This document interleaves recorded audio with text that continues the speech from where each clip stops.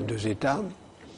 Mais en fait, l'autre situation idéale, c'est une ville qui soit en quelque sorte la capitale planétaire d'un univers. On peut imaginer un gouvernement mondial à Jérusalem, puisque c'est là où serait le point de rencontre de tout le monde.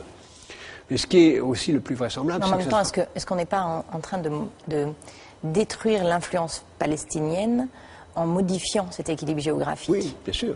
Bien sûr.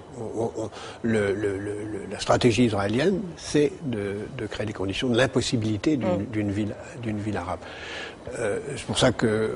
Alors que la population arabe devient de plus en plus présente et importante dans la ville. Dans la ville, mais en même temps, elle est mêlée avec d'autres.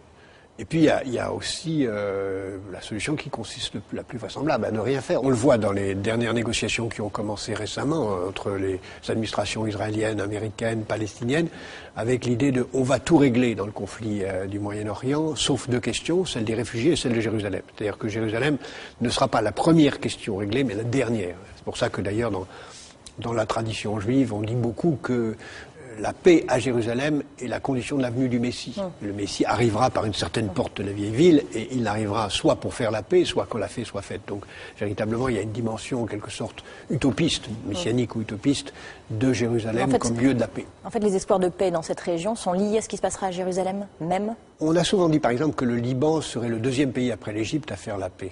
Pas jamais le premier. En fait, on se rend bien compte que le Liban sera le dernier pays à faire la paix. Et bien là, de la même façon, je pense que Jérusalem sera le dernier problème résolu. Parce que personne n'a intérêt à céder, ni les Palestiniens qui ne reconnaîtront pas l'indivisibilité israélienne, ni les Israéliens qui n'accepteront pas. Donc je pense que le statu quo est le plus vraisemblable, même si on peut imaginer, rêver d'un Jérusalem devenant capitale de la planète, qui sera un jour unifié autour d'un gouvernement mondial. C'est un joli lieu pour un gouvernement mondial. Merci Jacques Attali, à la semaine prochaine pour une autre conversation d'avenir au Palais de Tokyo. Je vous invite à retrouver cette émission sur notre site internet publicsena.fr. Vous pourrez la podcaster, consulter nos archives et réagir en nous envoyant un email. Merci, à la semaine prochaine.